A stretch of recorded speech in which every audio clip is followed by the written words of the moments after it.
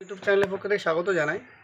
তো যারা WP interview দিয়েছো তাদের একটা ভালো খবর আছে, তোমরা অবশ্যই ভিডিওটা সম্পূর্ণ দেখো। এছাড়াও যারা কেপির পরীক্ষা দিয়েছো তাদের রেজাল্ট কবে দেবে, পিএমটি পেড কবে হবে, এই সম্বন্ধে তোমাদের বিস্তারিত জানাবো। এছাড়া এসআইয়ের যারা ফাইনাল এক্সাম দিয়েছো তাদের ব্যাপারেও তোমরা এই ভিডিও মারফত সম্পূর্ণ জানতে পারবে। তো ডাব্লিউপির যে ইন্টারভিউয়ের পরে যে ফাইনাল মেরিট লিস্ট কেন দিচ্ছে না, এই ডিটেলসটা তোমরা এই ভিডিও মারফত সম্পূর্ণ জানতে পারবে। তো তোমরা সম্পূর্ণ ভিডিওটা অবশ্যই দেখো। আমি শুরুতেই বলি, তোমরা যারা ইন্টারভিউ দিয়েছো তো তোমরা অবশ্যই জানতে পারছো যে কেন তোমাদের কি কারণে তোমাদের এই যে মেরিট লিস্টে যেটা হোল্ড হয়ে আছে। তো যে এটা কিন্তু পুরো ক্লিয়ার যে সামনে ভোট, তোমাদের এই ভোটের মধ্যে তোমাদের অবশ্যই ডিউটি তোমাদের করাবে এই ভোটের সময়। তো তোমাদের জয়েনিং অবশ্যই তোমাদের মার্চে হবে। এবার কখন কীভাবে তোমাদের আছে কীভাবে তারা নিয়োগ করে সম্ভব তাদের উপর নির্ভর করবে। তো এটা 100% শিওর তোমরা এই ভোটে অবশ্যই ডিউটি করবেই করবে, এটা আমার কথা তোমরা আজ মিলিয়ে নিও। আর যদি বলো যে না তাহলে রেজাল্ট কেন দিচ্ছে না, একটা জিনিস দেখো, একটা পরীক্ষা হলে তার ফাইনাল মেরিট লিস্টে বার হতে গেলে তার কিছু টার্মস অ্যান্ড কন্ডিশন থাকে। তো সেক্ষেত্রে অবশ্যই তারা কোনো না কোনো প্রসেস জন্য জিনিসটা তারা আটকে আছে। তো আশা করা যায় এই মাসের মধ্যে তোমরা রেজাল্ট অবশ্যই পাবে। এবার এই মাসে রেজাল্ট দেবে, কিন্তু কবে সেটা সবার মধ্যে একটা কৌতূহল হয়ে আছে যে আজ দেবে না কাল দেবে। প্রত্যেকটা ইউটিউবার কিন্তু একই কথাই বলে যাচ্ছে যে তোমাদের রেজাল্ট কিন্তু বার অবশ্যই হবে, তো সেটা আজ দেখ বা কাল দেখ। তো অনেক রকম মামলা করা হয়েছে হাইকোর্টে, তো সেগুলো তোমরা দেখেছো। কিন্তু এই হাইকোর্টের মামলায় কিন্তু একবারও তোমাদেরকে বলা হয়নি যে এই নিয়োগ প্রক্রিয়াটা আপাতত স্টে করা হলো এবং এই মামলা প্রক্রিয়া টোটাল সমাধান না হওয়া পর্যন্ত এই এই নিয়োগের টোটালটা বন্ধ থাকবে, এরকম কিন্তু কোর্ট থেকে কোনো রকম কিছু বলা হয়নি। তো এই ব্যাপারে তোমাদের দুশ্চিন্তার কোনো কারণই নেই আমার তো মনে হয়। তো তবে তোমাদের সেদিক থেকে একটাই কথা বলবো যে তোমরা একটু ধৈর্য ধরো।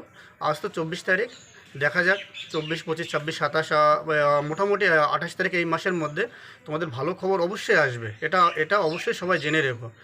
এরপর তোমাদের বলবো, যারা কলকাতা পুলিশে যারা পরীক্ষা দিয়েছো, ভাই বা বোনেরা, তোমরা অবশ্যই মাঠ প্র্যাকটিস করো। আর কলকাতা পুলিশের কাট অফ কিন্তু অনেক অনেক কম যাবে। জেনারেল কাট অফ 50-এর নিচে যাবে, মিলিয়ে নিও আমার কথা। আর মহিলাদেরও সেম, মহিলাদের জেনারেল কাট অফ 45-এর নিচে যাবে। আর প্রত্যেকটা ক্যাটাগরি এর থেকে তোমরা পাস করে কমিয়ে নাও। ওবিসি বলো, ওবিসি 45-এর মধ্যে থাকবে, এসসি 40-42-এর মধ্যে থাকবে, মিলিয়ে নিও আমার কথা। কেননা যারাই তোমার ডাব্লিউপি সিলেক্টেড ক্যান্ডিডেট আছো তাদের পরীক্ষা শেষ হয়ে গেলে, সেই ছেলেগুলো আউট হয়ে গেলে বাদবাকি কিন্তু খুব কম স্টুডেন্ট তারাই কিন্তু পড়ে থাকবে। মানে অ্যাকচুয়ালি এটা কী বলতে চাইছে তোমরা অবশ্যই বুঝতে পেরেছো যে যারা পড়াশুনো করেছে তারাই তো পাস করবে, ঠিক কি না? এটা তো স্বাভাবিক।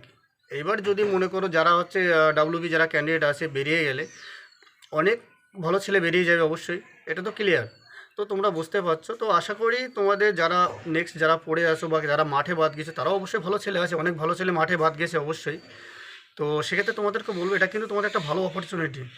তোমরা ডাব্লিউপি ছাড়া কেপি অনেক বেটার চাকরি, এটা সবাই ভাই তোমরা জানো।